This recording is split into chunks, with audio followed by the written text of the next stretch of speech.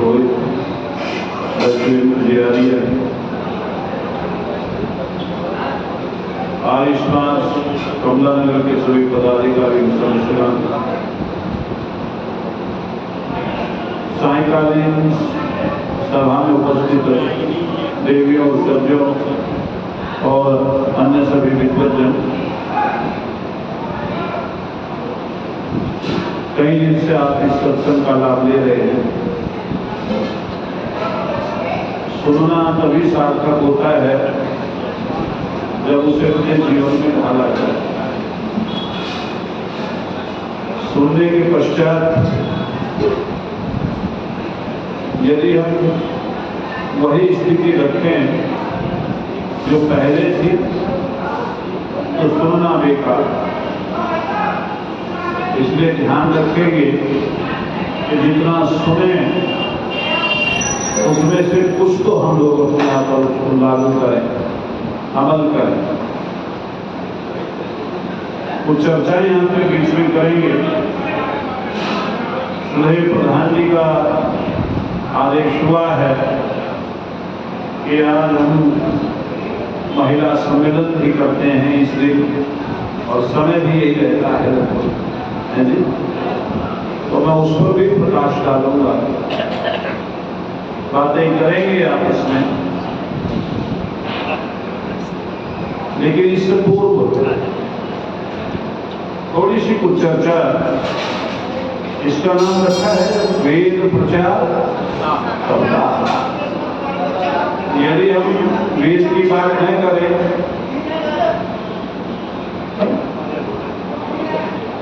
तो ये वेद प्रचार सप्ताह शब्द ठीक सा नहीं लगेगा। तो आइए वेद प्रचार सप्ताह के लिए एक शब्द को सार्थक करने के लिए एक वेद मंत्र आपके बीच में रखूं, फिर आगे की चर्चा करें। आप सभी जानते हैं कि वेद में एक एक शब्द की व्याख्या करने के लिए कई कई दिन तक लग जाते हैं। लेकिन हम प्रयास करते हैं आपके बीच में कि उसको गहराई में ना ले जा करके बिल्कुल स्पष्ट शब्दों में आपके बीच में रखा जाए। मंत्र आता है, सामवेद का मंत्र है, प्रेष्ठम को अतिथिम स्तुसे मित्रम इव प्रियम अग्ने रथम नैवेद्यम। बहुत छोटा सा मंत्र है। इस मंत्र को यदि हम देखें तो पहला शब्द ही अपने आप में बहुत कुछ समेटे हुए है। उस शब्द पर ही थोड़ा विचार करें पहले। प्रेष्ठम, प्रेष्ठम का अर्थ विद्वान लोग करते हैं अति प्रिय। ईश्वर के लिए यह शब्द प्रयोग हुआ है। प्रेष्ठम को अतिथिम अस्तु से मित्रम प्रियम अग्ने प्रथम नैवेद्यम।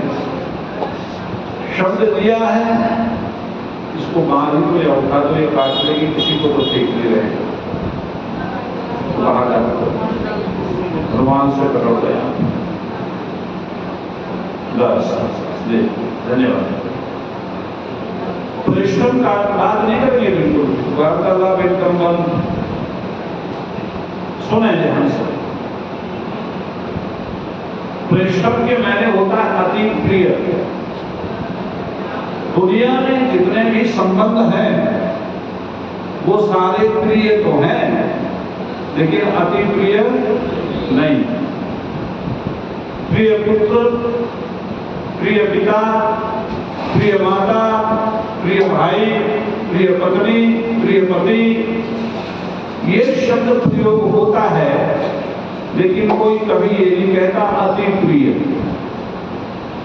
इसके पीछे कारण क्या है कि वो अति प्रिय शब्द परमात्मा के लिए क्यों प्रयोग हुआ, औरों के लिए क्यों नहीं हुआ? जरा लॉजिक समझिएगा। परमात्मा ही अति प्रिय है। दुनिया के संबंध प्रिय तो हैं, लेकिन अति प्रिय नहीं है, इस भाव को समझने के लिए एक छोटी सी बात आपके दिमाग में डालनी पड़ेगी। जब मैं अर्थात ये आत्मा, ध्यान रखना, मैं का जब प्रयोग होता है तो किसके लिए होता है? आत्मा के लिए, शरीर के लिए नहीं करना। जब मैं अर्थात ये आत्मा इस शरीर में नहीं थी तब ये संबंधी भी नहीं थे, और जब ये नहीं रहेगी, इस शरीर में नहीं रहेगी, तब भी ये संबंधी बोलो नहीं रहेंगे। ये संबंधी कब तक है? जब तक मैं इस शरीर में हूं तब तक आपका संबंध मेरे साथ बना हुआ है, नहीं तो ना पहले था और ना बाद। अच्छा, यदि आप पहले भी नहीं थे, बाद में भी नहीं रहोगे, इस समय हो, तो फिर अति प्रिय तो हो ही नहीं सकते, प्रिय ही हो सकते हो। लेकिन जब मैं इस शरीर में नहीं था तब भी ईश्वर मेरे साथ था, आज हूं तब भी मेरे साथ बोलो है, और जब इस शरीर में नहीं रहूंगा तब भी मेरे साथ रहेगा। अर्थात उसका संबंध हमारे साथ अटूट संबंध है, टूटने वाला संबंध नहीं है, और हम और आपका संबंध टूटने वाला संबंध है, लेकिन वो संबंध कभी हमसे टूटता नहीं है। इसलिए परमात्मा क्या है बोलो? अति प्रिय, अति प्रिय है मेरा परमात्मा। ऐसे अति प्रिय परमात्मा की क्या करें?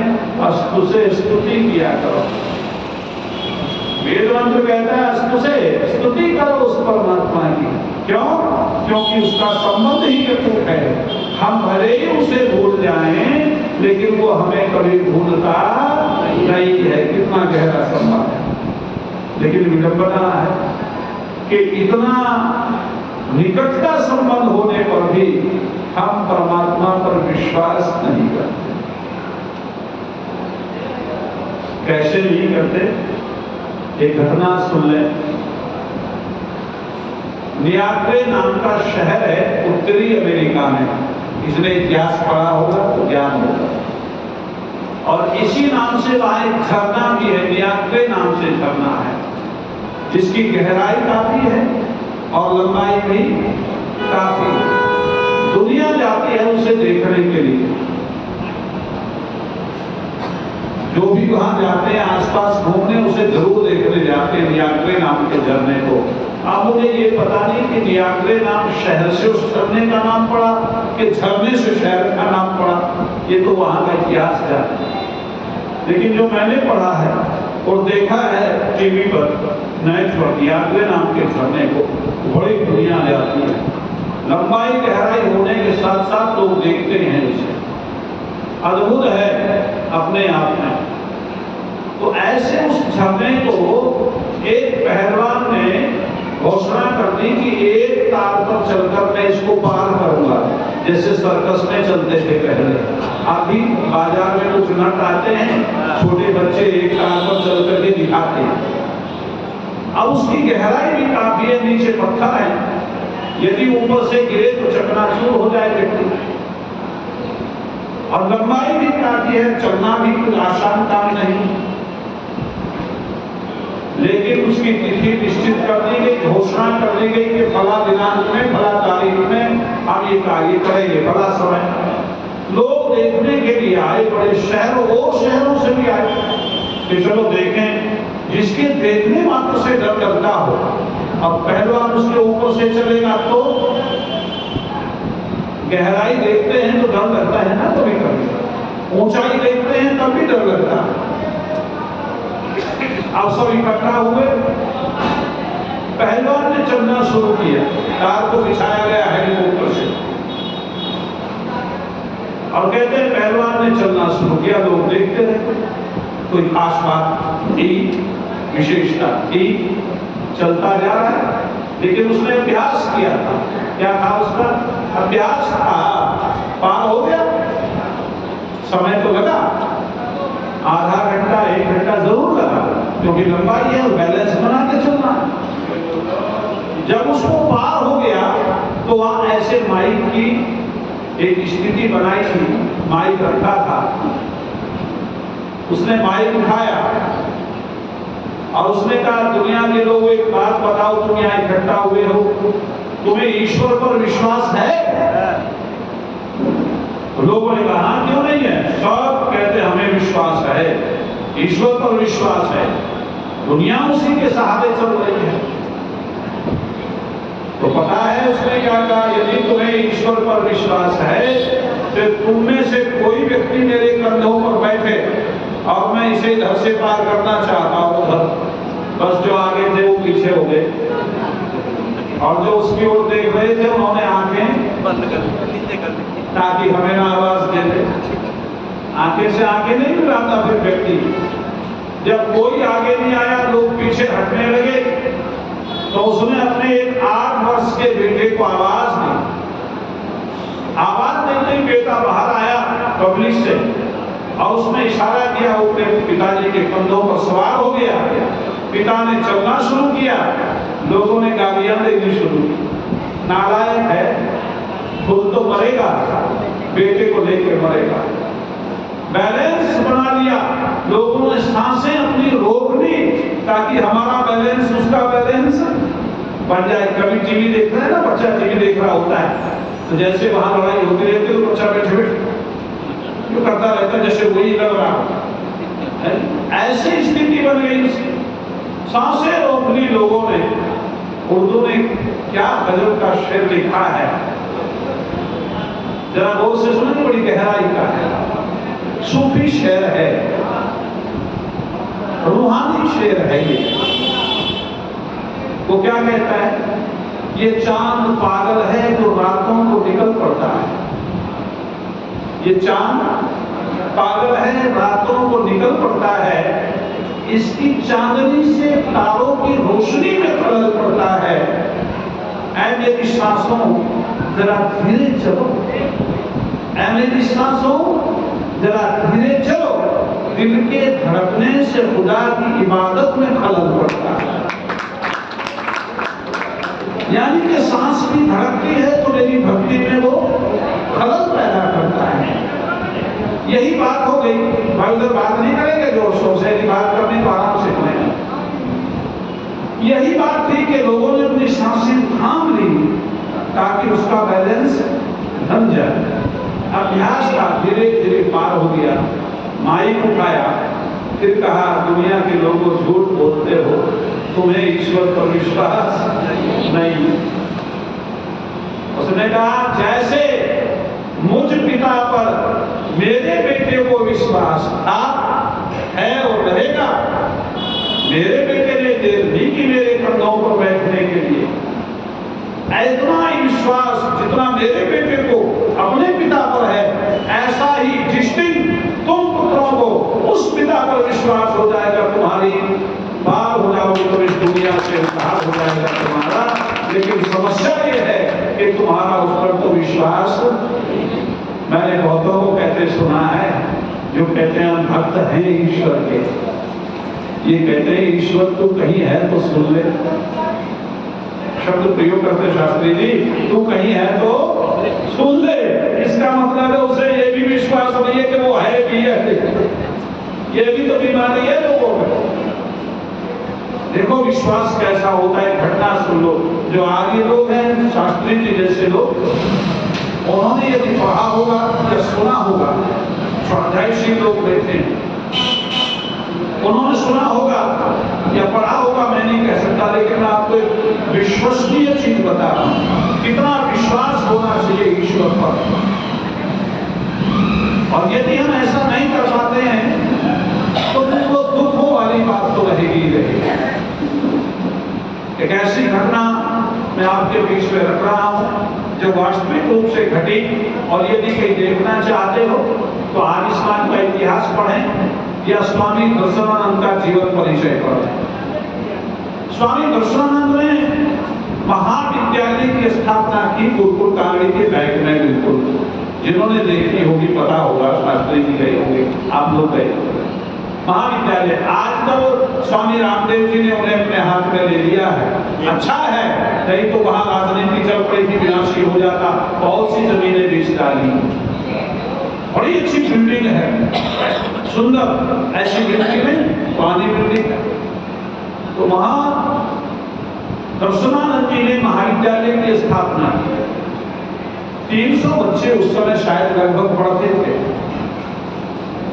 कुछ बाहर से आते थे, कुछ वही रहते थे।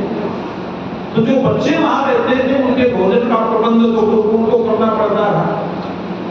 तो कहते एक समय प्रातः काल का नाश्ता हो गया, लेकिन दोपहर के भोजन के लिए कोई दाना शेष नहीं था। भोजनालय में, भंडार गृह में कुछ नहीं था। पाचक, हम पाचक बोलते हैं, आप कहते हैं रसोईया, जो भोजन बना रहा था, जैसे हमारे भाई बना रहे हैं। पाचक सीधा स्वामी दर्शनानंद जी के पास पहुंचा उनके कमरे में और कहा, स्वामी जी दोपहर के भोजन के लिए कोई दाना नहीं है, आटा वगैरह कुछ नहीं है। तो स्वामी जी ने सीधे तौर पर कहा, तुम्हें ईश्वर पर विश्वास है? अब वो तो नौकर था, वो भक्त था। उसने कहा हाँ है, कि जाओ अपना काम करो। वो चला गया, लेकिन उसे थोड़ा सा दिक्कत थी, महसूस थी, क्योंकि बच्चे तो उसी से पूछेंगे। स्वामी जी के पास तो जाने की हिम्मत नहीं पड़ती थी। अब वो थोड़ी देर बाद फिर आया। जब आधा घंटा रह गया 12 बजने में, क्योंकि 12 बजे घंटी लगती है गुरुकुलों में भोजन की, वो आया। स्वामी जी कुछ किया? स्वामी जी कहने लगे हंस करके, तू पागल है? अरे तुझे ईश्वर पर विश्वास है कि नहीं है? क्या हाँ है? फिर क्या? जब 10-5 मिनट रह गई फिर आया। उसने कहा महाराज कोई प्रबंध नहीं हुआ, आप भी यही बैठे हैं। देखो 10 मिनट रह गई, अब मुझे बताओ मुझे क्या करना है।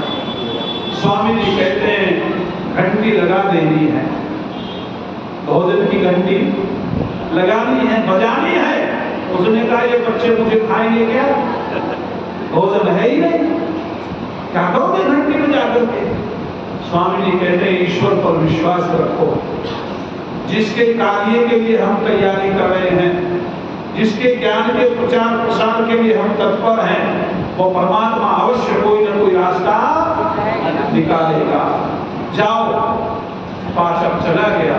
उस 10 मिनट में लिखने वाला लेखक लिखता है, बताने वाले कहते हैं कि आप खुद करके रोए स्वामी दर्शनानंद जी महाराज। कहते हैं आंखों से आंसू हैं और वो कह रहे हैं प्रभु क्या यही दिन देखना था? क्या आप अपना विश्वास और पक्का नहीं कर पाएंगे अपने भक्त के लिए? आंखों से आंसू हैं, प्रभु से प्रार्थना कर रहे हैं स्वामी दर्शनानंद। रसोईया फिर आया, उसने देखा स्वामी जी रो रहे हैं। उसने धीरे से कहा स्वामी जी रोने से बात नहीं बनेगी। स्वामी जी ने आंखें ऊपर उठा करके देखा और कहा तुझे रोना सूझ रहा है? मैं रो रहा हूं कि आंखों में तो आंसू है। कि ये आंखों के आंसू ईश्वर की भक्ति के लिए है, रोने के लिए नहीं है। मैं उससे कुछ मांग रहा हूं, मैं उससे कुछ कह रहा हूं, अपनी फरियाद कर रहा हूं। कहते हैं उसने कहा फिर घंटी बजा दो। कि हाँ घंटी बजा दो। घंटी बजी, सारे बच्चे अपने पात्र लेकर के भोजनालय भोजनशाला में पहुंच गए और कहते हैं जब वो बैठ गए तो पाचक ने आकर के पूछा स्वामी जी अब क्या करें? पाचक से स्वामी जी ने कहा मंत्र पाठ शुरू करा। अरे जब तक वो पाठ करेंगे ईश्वर स्तुति प्रार्थना उपासना स्वस्ति वाचन शांति कर्म, तब तक मैं आ जाऊंगा। कुछ ना कुछ या तो व्यवस्था होगी, आश्वासन कुछ ना कुछ तो करूंगा, इसलिए मंत्र पाठ कराओ। पाचक ने कहा भाई मंत्र पाठ करो। पहले ईश्वर स्तुति प्रार्थना उपासना करो, स्वस्ति वाचन शांति कर्म, स्वामी जी का आदेश। बच्चों ने ईश्वर स्तुति प्रार्थना उपासना प्रारंभ कर दी और तकरीबन 2 गाड़ी आकर के रुकी। बैलगाड़ी जिनको बोलते हैं, उस समय वही चला करती थी बैलगाड़ी। 2 बैलगाड़ी आकर के गोकुल में रुकी। जलसी शेष जी उतरे, उसकी धर्मपत्नी थी और आकर के उन्होंने कहा रात्रिकालीन सभा में हमारी बेटी की शादी थी और हम गुरुकुल के ब्रह्मचारियों को न्योता नहीं दे सके, बड़ा खेद है स्वामी जी, लेकिन भोजन लेकर के आए हैं। स्वामी जी ने कहा देर मत करो, बच्चे बैठे। तुरंत पति पत्नी ने भोजन परोसा और वो भोजन खाया बच्चों ने जिसका स्वाद उन्होंने आज तक नहीं लिया था। स्वामी कृष्णानंद लिखते हैं तुम्हारा विश्वास होना चाहिए, और जब तुम्हारा विश्वास दृढ़ होगा तो परमात्मा तुम्हारी सुनेगा। याद रखना। लेकिन हम परमात्मा पर पुनः कह रहा हूं विश्वास, हमें तो भय है। जब हम छोटे थे, शास्त्रीय कक्षा में पढ़ रहे थे, तो मैंने स्वामी जी से पूछा, अपने आचार्य से जो मुझे पढ़ाते थे, और भी बच्चे थे, हमने पूछा, मैंने कहा स्वामी जी एक बात बताओ कि हाँ, उस समय तो संन्यास नहीं किया था उन्होंने, आचार्य हरिदेव जी के नाम से लिखा थे, अब स्वामी प्रणवानंद जी के नाम से लिखा है, 9 गुरुकुल उनके चल रहे। मैंने कहा एक बात बताओ गुरु जी के क्या, कि हम अंधेरे में तो लाठी नहीं घुमा रहे, ईश्वर है ही या नहीं है? आप बहुत बढ़िया उत्तर दिया था। उन्होंने कहा अभी बच्चे हो, क्या शब्द थे? अभी बच्चे हो, आगे बढ़ोगे तो पता लगेगा ईश्वर है या नहीं है। तुम्हें अभी मैं समझा नहीं सकता, ये शब्द थे स्वामी जी। कहने का अभिप्राय यह है कि हम लोगों को ईश्वर पर विश्वास करना ही चाहिए। मैं तो अपनी बता रहा हूं, जितना कर पाते हैं उतना ही प्रसन्नता होती है। कभी कभी हम दोनों गुरु शिष्य या और भी बहुत शिष्य हैं, वार्तालाप में निमग्न होते हैं तो कहते हैं ईश्वर कभी कभी ऐसी व्यवस्था कर देता है कि हम अचंभित रह जाते हैं कि ये तो सोचा भी नहीं था हो गया। इसलिए क्योंकि हम उसी के कार्य में अग्रसर हैं, उसी के कार्य में लगे हुए हैं। तो ईश्वर पर विश्वास करो, उसकी स्तुति करो, और फिर कहते हैं वो है कैसा कि अतिथि प्रेष्ठम, वो अतिथि क्या है? परमात्मा अतिथि है। परमात्मा इसे कहते हैं अतिथि। हमारे विद्वान क्या बताते हैं अतिथि के लिए? कि जिसके आने की कोई तिथि ना हो। लेकिन विद्वानों को थोड़ी कसर है, अभी और पढ़ना पड़ेगा हमें, अभी और आगे पढ़ना पड़ेगा। और उदाहरण दे के कहते हैं अतिथि तो चोर भी होता है, उसके आने की कहाँ तिथि होती है?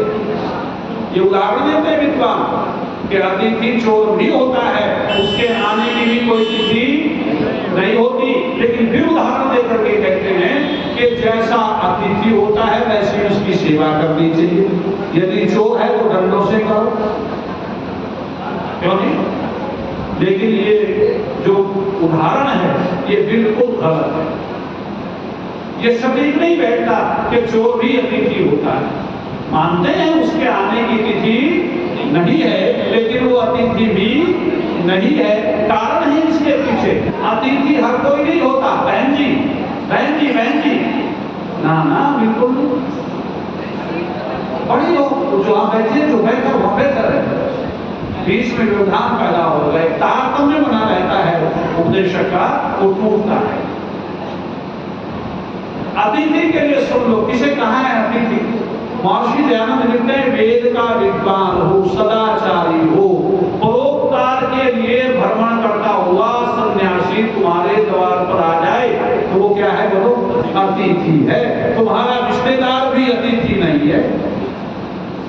जिसको हम कहते हैं कि अतिथि देवो भव, कोई भी आ जाए, ना ना, अतिथि की संज्ञा लेके ऋषि क्या कहता है? वेद का विद्वान हो, पहली शर्त, सदाचारी हो, दूसरी शर्त, परोपकार की भावना हो, तीसरी शर्त, सन्यासी हो, चौथी शर्त।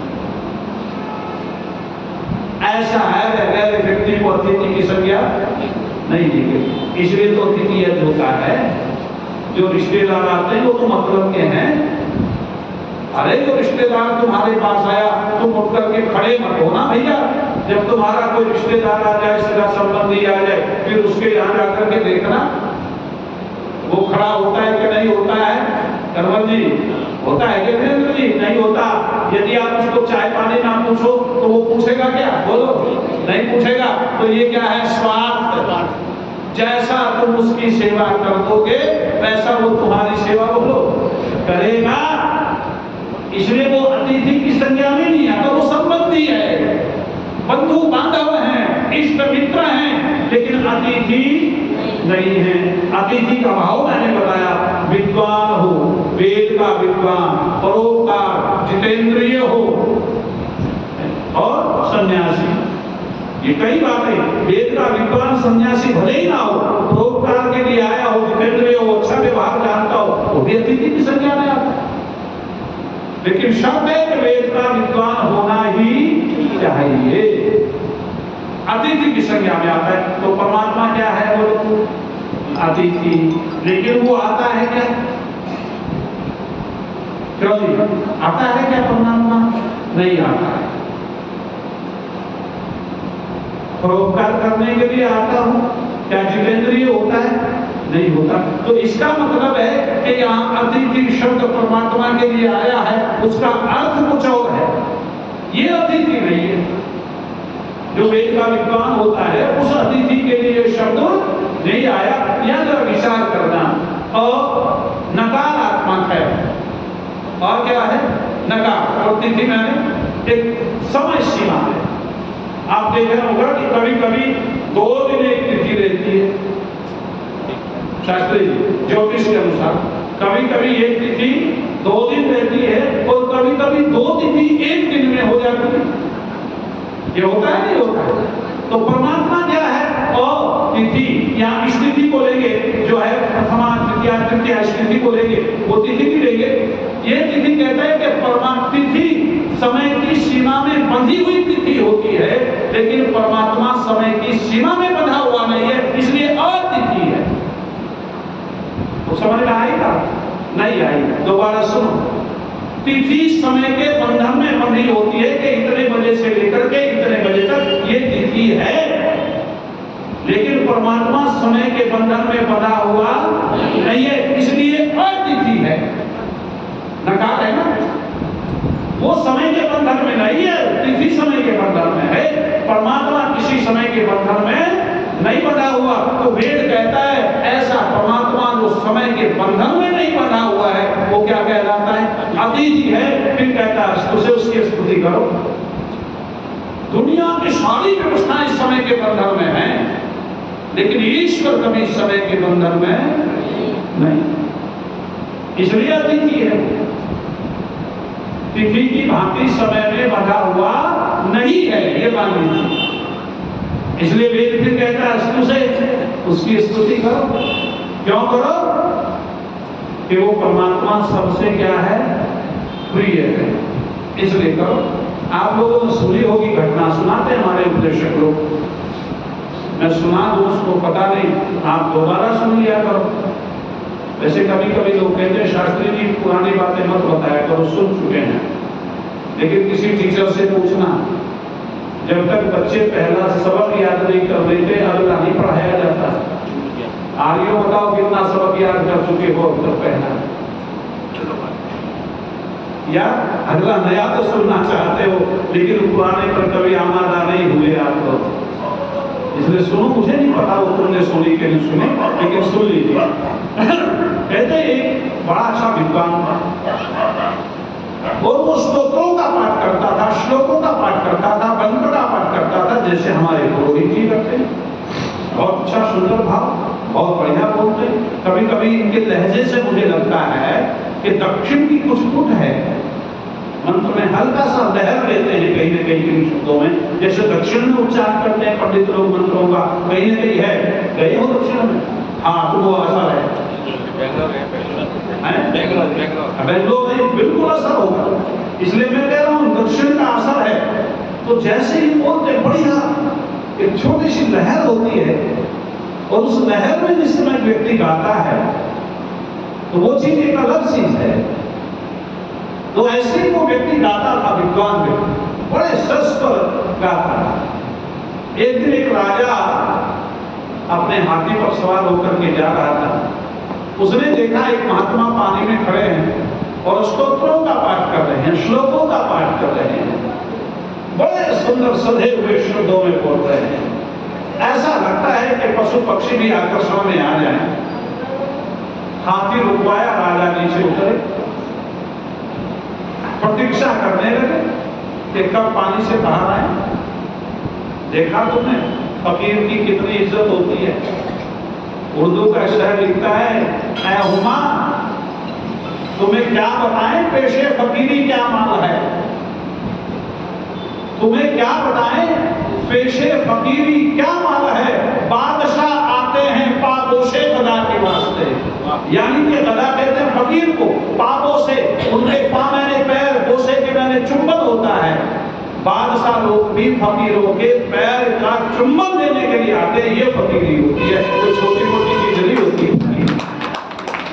तो वो राजा खड़ा है, प्रतीक्षा कर रहा है कब ये फकीर बाहर आए, कब ये बाहर आकर के मुझे दर्शन दे। बाहर आया वो व्यक्ति, जिस समय वो बाहर आया वो राजा का मस्तक जो हमेशा उठा रहता था उसके चरणों में झुक गया।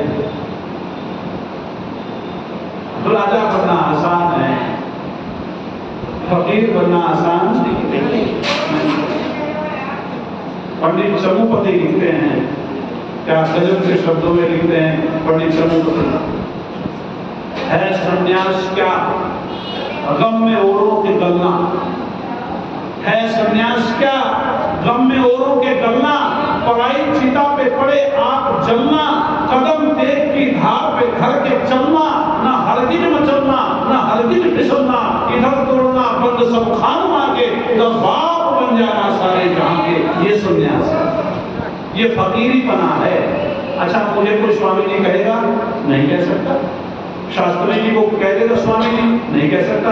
हमारी पत्नी भी हमें स्वामी जी नहीं कहती, क्यों जी? लेकिन एक व्यक्ति जो सब कुछ छोड़ दे, जमीनों जायदाद छोड़ दे, संपत्ति छोड़ दे, लोग उसे क्या कहते हैं? स्वामी। काहे का स्वामी? स्वामी तो तब था जब जमीन की, जायदाद की, संबंधी पत्नी की, बच्चे थे, उनका स्वामी था वो। लेकिन जब उसने सब कुछ छोड़ दिया तो हमने क्या कहना शुरू किया? स्वामी जी। क्यों क्यों किया? अब से पहले वो इंद्रियों का गुलाम था, आज वो इंद्रियों का मालिक बन गया, इसलिए स्वामी शब्द आ गया। फकीर के चरणों में माथा रख दिया, फकीर ने उसका आशीर्वाद दिया।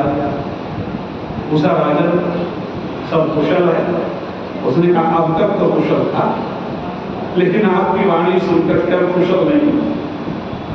उसने कहा बात बताओ क्या है, कि मेरी विनय है, प्रार्थना निवेदन आपके चरणों में, क्या क्या मेरे महल में रहे, प्रत्येक प्रकार की सुविधा आपको मिलेगी, जैसा आप चाहेंगे वैसी सुविधा मिलेगी। कि इससे तुम्हें क्या लाभ होगा? मेरे महल में रहने से तुम्हें क्या लाभ होगा? तो राजा कहता है प्रातःकाल सायंकाल जब आप मंत्रों का पाठ करोगे, श्लोकों का पाठ करोगे, वो मधुर ध्वनि मेरे कानों में पड़ेगी, मेरे भाग्य उदय हो जाएंगे, मेरे भाग्य उदय हो जाएंगे। फकीर ने कहा, उस महात्मा ने कहा बहुत अच्छी बात है, लेकिन राजन मेरी 3 शर्त है चलने से पहले। राजा ने कहा मैं राजा हूं, कोई ऐरा गैरा नहीं, ये 3 शब्द की बात कर लो, कुछ भी रखो रखो, बोलो क्या शब्द है।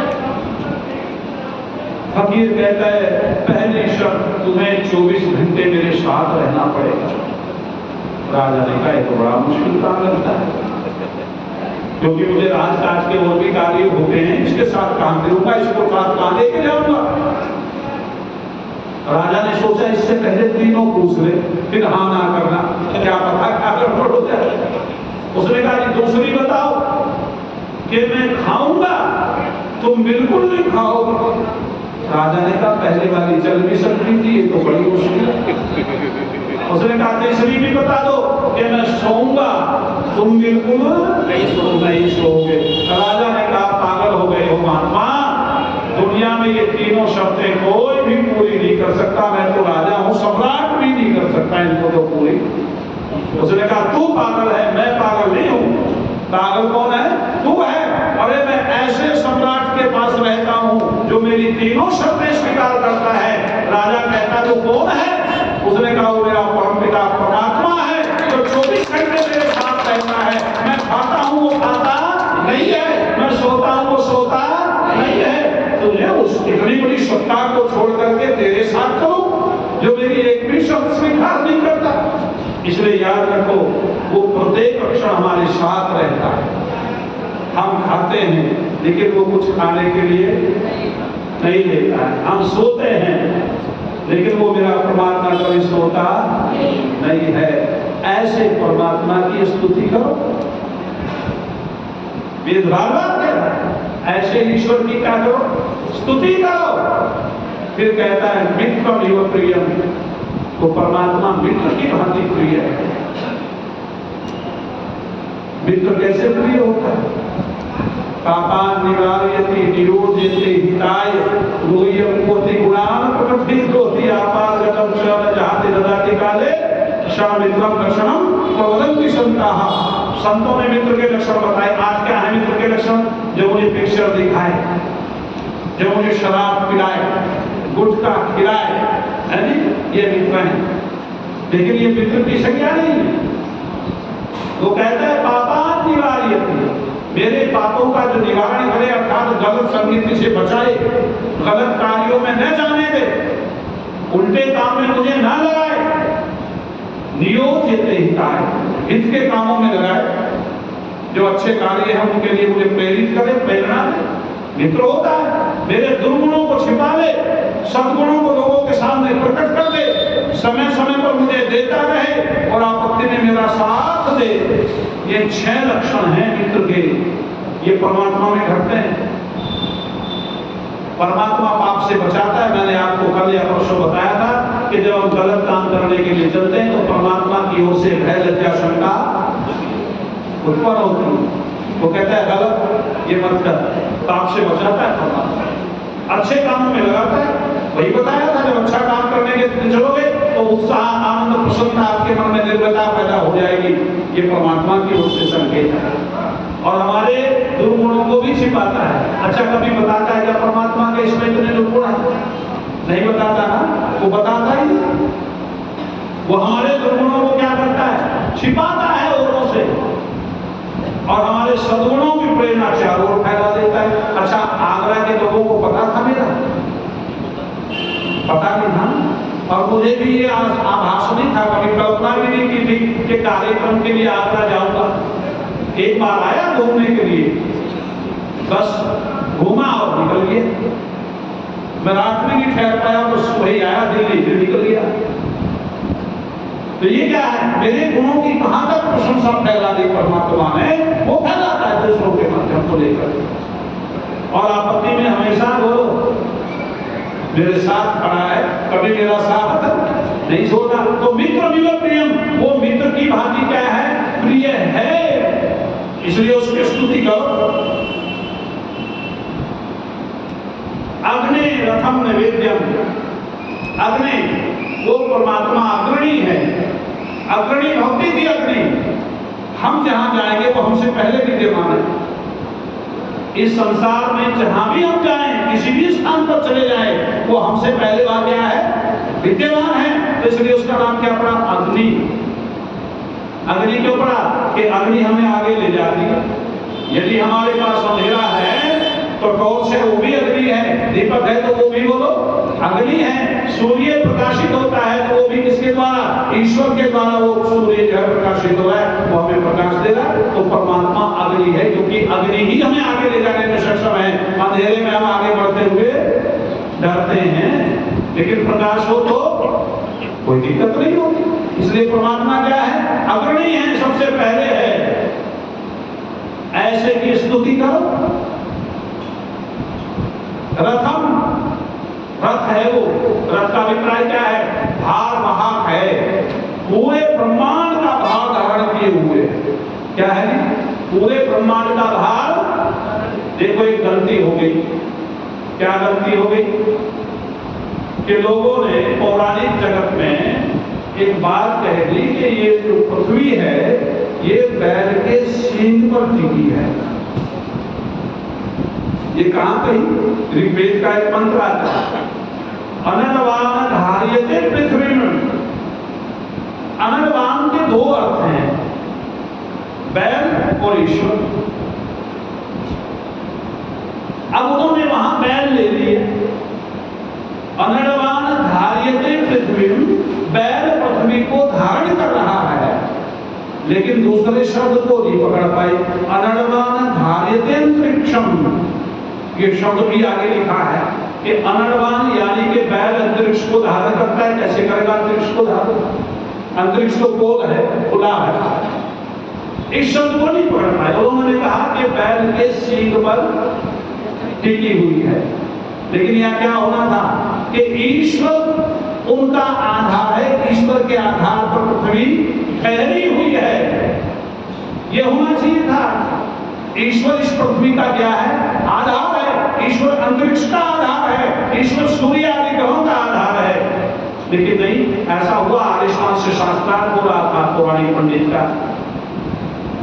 पूछ लिया ये सृष्टि कहाँ कैसे? तो पंडित जी कहते हैं शेषनाग पे टिकी है। देखो दो भाव हो गए, कुछ कहते हैं बैल के सींग पर है, कुछ कहते हैं शेषनाग के फन पर है। अब आर्यमान के विद्वान ने कहा कि जरा बताओ तो सही, उदाहरण दो, कहाँ है, कैसे, क्यों शेषनाग पर ठहरी है? वो उदाहरण नहीं दे पाया, किसी वेद का उदाहरण देता। उन्होंने कहा पुराणों में लिखा है। अब पुराणों को प्रमाण नहीं माना जाता हमारे। उसने कहा वेद का प्रमाण दो, कोई स्मृतियों का प्रमाण दो, उपनिषदों का प्रमाण दो, दर्शनों का प्रमाण दो। कोई प्रमाण नहीं था। वहां जो पब्लिक थी उसने कहा जब तुम्हारे पास प्रमाण नहीं है तो अपने शब्द वापिस लो कि ये शेषनाग पर टिकी हुई नहीं। अब उसने कहा चलो भाई हम अपने शब्द वापिस देते हैं, शेषनाग पर टिकी हुई नहीं है। तो आर्यमान के विद्वान ने कहा टिकी हुई वही है, शेषनाग पे टिकी हुई है। अब आग बबूला हो गया पंडित। उसने कहा अरे जब हम कहते हैं कि जब तुम कहते हो तब नहीं, क्यों जब तुम कहते हो कि तब है? उसने कहा अच्छा उदाहरण दो। कि उदाहरण क्या दूं? वेद सीधे शब्दों में कहता है कि सृष्टि और ब्रह्मांड के फलने के पश्चात में परमात्मा शेष बचता है। परमात्मा क्या है? पूर्णमिदं पूर्ण, सीधी सी बात है। परमात्मा क्या है? पूर्ण में से पूर्ण को घटा दो तब भी परमात्मा पूर्ण ही रहेगा। दुनिया का कोई गणित ऐसा नहीं है। लेकिन वो कहता है कि जब सृष्टि बन चुकी होती है, ब्रह्मांड बन चुका होता है, तो परमात्मा क्या बचता है? शेष। तो शेष हो गया। उसने कहा शेष को तो तुमने सिद्ध कर दिया, ये नाग कहां से सिद्ध करोगे? उसने कहा ये तो हुआ पड़ा है। व्याकरण कहती है न गच्छति न आगच्छति, न परमात्मा जाता है न परमात्मा आता है, न गच्छति न आगच्छति से नाग शब्द ले लिया है, इसलिए परमात्मा शेष नाग है, उसी पे ठहरी है। स्तुति करो उस परमात्मा की। क्या करो? स्तुति करो, गुणानुवाद करो उसका। लेकिन बाद में कहता है गुणान करो लेकिन वेद्यम, कहानी देगा वो ईश्वर हृदय रूपी गुफा। चर्चा हो रही थी, कंवर जी बैठे हैं, भोजन करने गए, दोनों पति पत्नी बैठ गए हमें घेर के। भोजन तो हमने करा दिया, ऐसे तो नहीं कर देंगे जी। शास्त्री जी भी थे, हम के ब्रह्मचारी जी, क्या ऐसे नहीं जाने देंगे, कुछ न कुछ तो दे। हमने जो दिया है कम से कम कुछ तो फसलों की घड़ी लग गई, बातें होने लगी। तो परमात्मा कहाँ दिखाई देता है? आज तो हम दुर्गति को प्राप्त हो रहे, इसके पीछे कारण ये क्या उसको बाहर ढूंढ रहे हैं, कहाँ ढूंढ रहे हैं? बाहर। और वो है कहाँ? नहीं, वो तो सब जगह, वो अंदर तो है ही, लेकिन वो सब जगह है। लेकिन सब जगह मैं नहीं हूं। परमात्मा ये लगता है ना कि अंदर है, कहना सब जगह है। जब भी कोई प्रश्न करे, ये पूछे कि परमात्मा कहाँ? सर्वत्र है, सर्वत्र है। वो तो उर्दू भी कहती है, कुरान कहते हैं जर्रे जर्रे में खुदा है। लेकिन वहां गलती कर गया कुरान का लिखने वाला, कहता है कि वो अर्श पर बैठ गया जाकर के। अरे जब जर्रे जर्रे में है तो अर्श पर नहीं है, अर्श पर है तो वो अर्श पर नहीं है, सीधी बात। तो आप कहना, यदि कोई पूछे ये नहीं कहना मेरे अंदर है। यदि आप ये कहोगे मेरे अंदर, तो तुम इसका मतलब बाहर स्वीकार नहीं करते इसको। कहना वो सर्वत्र है, लेकिन मैं सर्वत्र नहीं हूं, इसलिए जहां मैं हूं वहीं वो है और वहीं मिलन होगा। बाहर उसका मिलन नहीं हो सकता। बाहर ढूंढते रहोगे। छोटी सी कथा किसी ने कही, बहुत सुंदर। कहते विष्णु भगवान चले आए, विष्णु लोग छोड़ करके और तिथि निश्चित कर दी, 1 महीने में आऊंगा, इससे पहले घुसूंगा नहीं, दरवाजा बंद हो गया, 1 महीने के लिए बंद हो गया दरवाजा। कहानी है ये, सच्चाई नहीं है, समझाने की दृष्टि से कहा हानि, कोई हानि नहीं सुनने, सुन लो, बस ज्ञान प्राप्त होना चाहिए। कहानियां लिखी जाती है कल्पना करके, या नहीं लिखी जाती। तो विष्णु जी जब चले आए तो वो द्वार बंद हो गया, जाना तो मुश्किल था 1 महीने के लिए।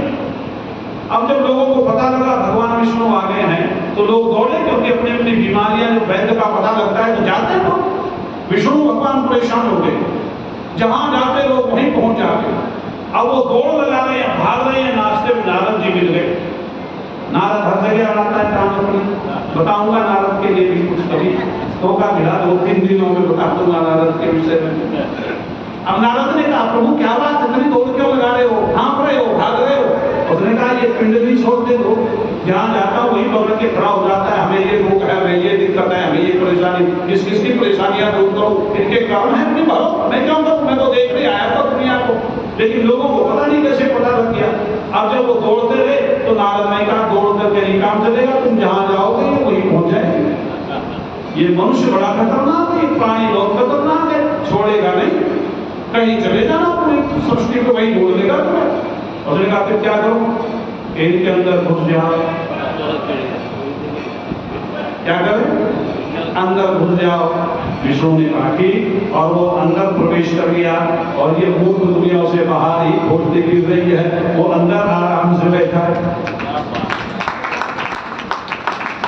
लेकिन ये न समझना कि ये सच है, ये तो इस दृष्टि से समझाने के लिए है कि हम उसको खोज कहाँ रहे हैं, बाहर। सामान मेरी बगल में है, और नगर में बिडोरा मैंने पीट रखा, मेरा सामान गया। ये वो हाल है हमारा। उस परमात्मा को कहाँ ढूंढो, बाहर नहीं मिलेगा, वो कितना भी प्रयास कर रहे हैं बाहर मिलने वाला नहीं है, क्योंकि बाहर मैं नहीं हूं ना, इस शरीर से बाहर में हूं तो वो मिले। लेकिन मेरी इतनी हिम्मत नहीं कि मैं शरीर को छोड़ करके बाहर उसको ढूंढूं, मैं यहाँ हूं और वो परमात्मा भी यही कहीं बैठा है, इसलिए मुझे कहाँ ढूंढना है, अंदर ही ढूंढना पड़ेगा। मैं भी रहूंगा, वो भी रहेगा, तब मिलन होगा। आप बाहर ढूंढोगे वो तो मिल नहीं सकता, क्योंकि तुम बाहर हो ही नहीं। इसलिए वेद्यम हृदय रूपी गुफा में विराजमान परमात्मा। अच्छा, आत्मा का निवास स्थान बता सकते हैं आप कहाँ है? जितने लोग बैठे हैं शरीर में, आत्मा कहाँ है? बहुत बढ़िया, नाम तो अच्छा है, हृदय में है, लेकिन ये नहीं पता कौन से हृदय में है। उस हृदय में है जिसे आशिक और मासूम याद करते हैं, उसी दिल में है क्या? अगर उस दिल में वो कैसे होगा जब वहां दूसरे हैं, वो कैसे घुसेगा? याद रखो, जो वस्तु जहां होती है वहां अपने आप संकेत करती है। मैं बहुत आपको गंभीरता से नहीं बता रहा हूं, ऐसे बता दूंगा कि आपकी समझ में बड़ी जल्दी आ जाएगी, वो बात शीघ्र आ जाएगी। सुन लो कैसे। कोई वस्तु जहां होगी वो अपने आप ही आपको उधर आकर्षित करेगी, स्वयं को आकर्षित करेगी। आप देखना जरा, कोई पूछे आपसे कि ये काम किसने किया, आप कहाँ ले जाओगे? यहाँ ले जाओगे, मैंने किया। कहाँ ले जाओगे? देखो शास्त्री जी बता रहे, कहाँ? मैंने किया। क्या कहोगे? मैंने किया। तो मैंने किया, मैं कहाँ हूँ? ऋषि दयानंद क्या लिखते हैं? दोनों स्तरों के मध्य आत्मा का निवास स्थान, दोनों स्तरों के मध्य। ये जो सूर्य चक्र है, कहते यहाँ है आत्मा। क्यों? अपने आप ही तो संकेत कर रही है, मैंने किया, मेरा बिगाड़ क्या बिगाड़ता है? ये तो नहीं कहते मेरा बिगाड़, कहता है कोई नहीं कहता। इसलिए ध्यान से सुनना कि आत्मा वही है और परमात्मा भी बोलो वही है, इसलिए वो वही मिलेगा। उसी को वेद कहता है वेद्यम, वो आपके उसी गुफा में बैठा है जिस गुफा में तुम हो। बस थोड़ा अज्ञानता का अंधकार है, वो अज्ञानता का अंधकार दूर हो गया, वो पर्दा हट गया तो सामने आ जाएगा तेरा परमात्मा। इसलिए लिखा है प्रेष्ठम वो अतिथिम अस्तु से मित्रमिलो प्रियम अग्नि रथम वेद्यम। है दुनिया के लोगों, ऐसे परम पिता परमात्मा की स्तुति किया करो, रोकर पुकारो, हंसकर पुकारो, कम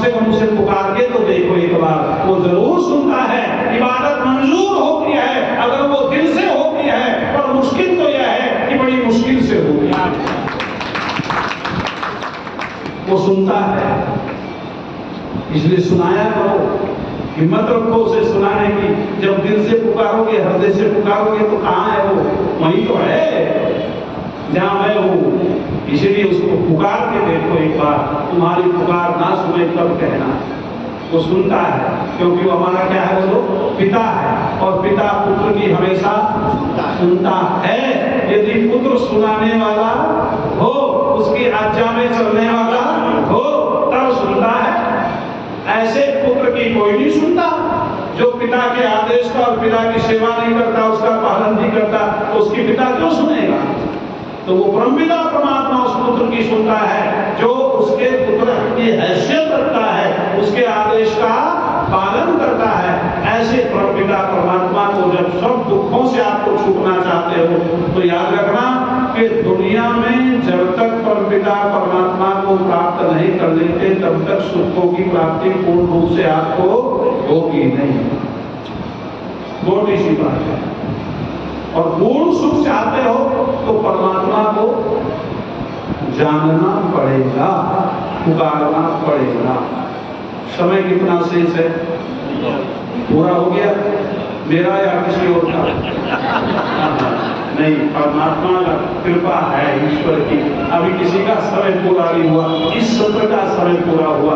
महिलाओं के लिए फिर बोल देंगे, मैं क्या करूं, मेरी मजबूरी, मैं विषय से बंध गया, विषय से बंध गया। और जब विषय से बंध जाता है तो बोल नहीं पाता। कल का जो प्रवचन रहेगा सायंकाल का, वो आप लोगों के लिए रहेगा, ठीक है? हम उसको फिर प्रश्न में और महिलाओं की तरफ, स्त्रियों की तरफ लेकर के जाएंगे, फिर वार्ता करेंगे आप क्या हैं, क्या होना चाहिए, क्या हो गए हैं। ये सारी वार्ता आप लोगों के साथ में करेंगे। आइए, 1 घंटा शायद हो गया है, आपने मुझे सहा है, सहन किया है, ये तो आपका धन्यवाद है कि मुझ जैसे व्यक्ति को आप लोग सुन रहे हैं। मैं बड़ा कृतज्ञ हूँ पदाधिकारियों का, माननीय रोहित जी का। बड़ी आत्मीयता आप लोगों ने दी, मुझे पता ही नहीं चल रहा कि मैं बाहर हूँ, पहली बार आया हूँ। ऐसे लग रहा है पता नहीं कितनी बार आपके दर्शन मुझे सबका प्यार मिल रहा है। बड़ा प्रसन्न हूँ मैं आप लोगों से, वास्तविकता है। रोहित जी सारा दिन पूछते हैं, अपने प्रधान जी बैठे हैं, भाई गणवर जी बैठे हैं, ये सारे जितने अधिकारी लोग सारे पूछते, गुरु जी कोई दिक्कत हो तो बताओ, गुरु जी को दिक्कत हो तो बताए। दिक्कत ही कुछ नहीं है, इतने लोग मिल रहे हैं तो बड़ी पसंद है। और आप सबका हृदय से धन्यवाद। परमात्मा हम सबको ऐसे बनाए रखे, वर्तमान में जो बुद्धि बनी हुई है परमात्मा से बनाए रखे। मेरा आप सबके लिए शुभ आशीष। वाणी को विराम।